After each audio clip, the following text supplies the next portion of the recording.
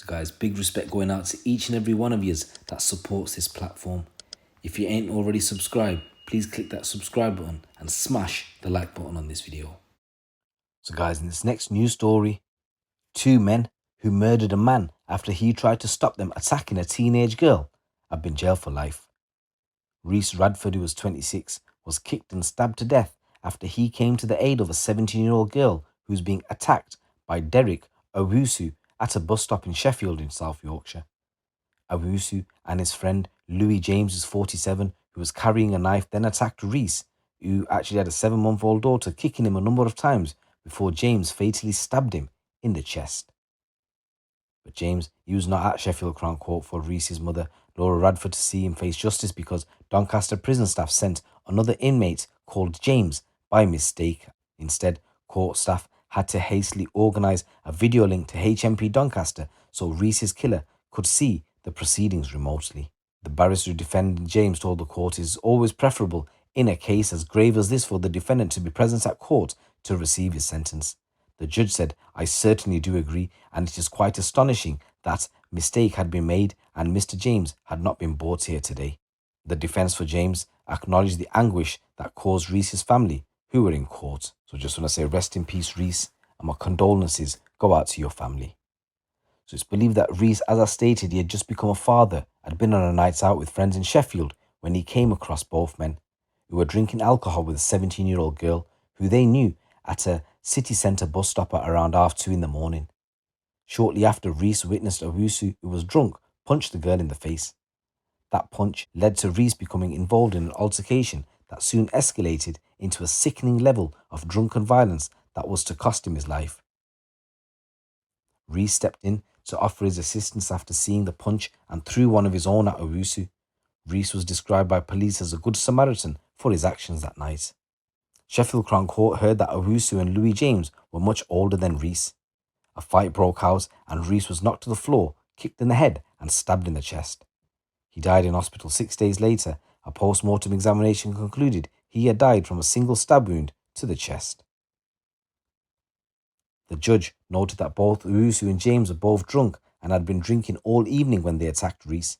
Judge Wright told them, "You both set about him, and having put him on the floor in the middle of the road, you found himself face up and subjected to serious violence inflicted by both of you. You, Owusu, kicked him in the head 3 or 4 times. The ferocity of those kicks can be seen on CCTV. James stabbed Reece in the chest, causing a fatal injury, and the stabbing took place in the middle of the road where James was on top of Reece, who was on the floor.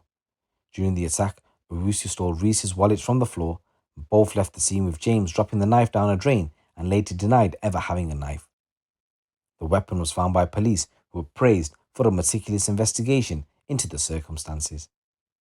After the attack, the pair walked away, but returned to the scene a short time later, and whilst Reece was laid on the floor critically injured, Owusu approached again, swirling his belt in the air before using it to hit a friend of Reece who was on the phone to the ambulance. CCTV operators were able to track Owusu and James through the city centre, and both were arrested a short time later. Reece was described as a much-loved son, stepson, brother and grandson, whose daughter was just 7 months old when her father was murdered. She will grow up not knowing her father, the judge said. His mother described him as her everything, and his family are devastated and shattered by his loss, and their lives will never be the same again. In relation to mitigating factors, the judge said there was an element of self-defense in the case of Louis James, but this was only momentarily before it very quickly turned into an awful joint attack. The court heard heartbreaking testimony from Reece's mother, who gave him statements about how the death of her beloved son has affected her whole life and that of her family.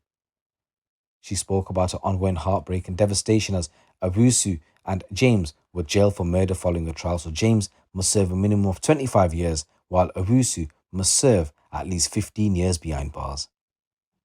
In a statement, she said, "He was my everything. I am so proud to say he was my son. It was not just my son that was killed that night. My family was killed. My heart is broken." Reece was the life and soul of his family. He would light up a room as soon as he came in. "He wasn't just my son. He was my best friend, my soulmate, my everything.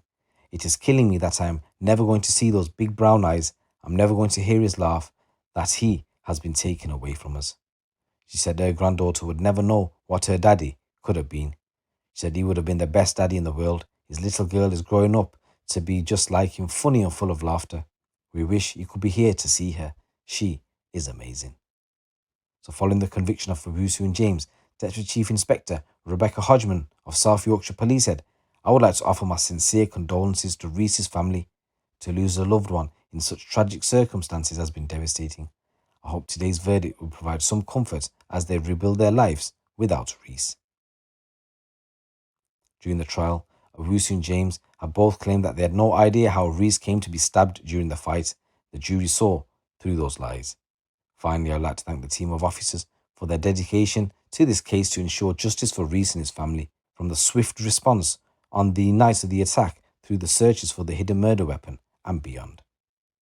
So once again, I just want to say rest in peace, Reece, and my condolences go out to your family. And guys, in another news story, an international cocaine smuggler has been jailed. William Marsh, who's 36, was last week described as the head of an organised crime group sourcing cocaine and heroin in Liverpool and selling it on the streets of Southampton. Marsh was involved in the conspiracy between March and May 2021, while still on licence after serving time for his previous criminal activities. So back in September 2014, Marsh was identified at the top end of the sophisticated trafficking ring who flooded the UK with cocaine and smuggled into Merseyside from mainland Europe. The prosecutor told Liverpool Crown Court how the then 28-year-old was the facilitator who went abroad to oversee and hand over a high purity of cocaine to couriers who brought it back to Liverpool. Over the course of the conspiracy, he travelled to Turkey, France, Spain, Holland, and Dubai. So Marsh had fled abroad for a short time before his arrest, and he was locked up for 10 years last time, meaning he would have been released on licence in around 2019. And by spring 2021, Hampshire police were deep into an investigation into a network of cocaine and heroin dealers based around Mandela Way in Southampton. So guys, this is a story I reported on a few days ago. Put the link in the description below. And a total of £500,000 worth of drugs were seized by police from a number of addresses in the city, with a large quantity of benzocaine, which is a cutting agent, to increase profits. Messages recovered from phones linked to the gang reveal that every 5 weeks, approximately 1.5 kilos of heroin and a kilo of cocaine were being supplied in the area. Marsh was linked to the group by messages seized from the phones of gang members in Southampton and was arrested in September 2021. He denied involvement but was convicted of conspiracy to supply Class A drugs by a jury. Mr. Justice Henry said the group's messages suggested they intended to flood Southampton with around 48 kilos of Class A drugs worth more than £4.5 million when cut into street deals. Marsh was jailed for 15 years and handed a serious crime prevention order for 5 years following his release from prison. Detective Constable Amy Speed of Hampshire and Isle of Wight Constabulary said, "We hope that the sentencing passed by the judge sends out a clear and stark message that those currently involved in the drug supply or who are considering to deal it across Hampshire and the Isle of Wight be warned. We are absolutely clear. We do not tolerate any form of drug supply or the associated criminal exploitation or drug-related harm that comes with committing these offences. Organised criminal gangs, as was the case in this instance, or individuals who are going out intending to distribute quantities of drugs on the streets of Hampshire and the Isle of Wight, will be found and will be stopped." So guys, these are a few news stories coming from the streets of the UK. It's your boy GT. Keep it locked, keep it real.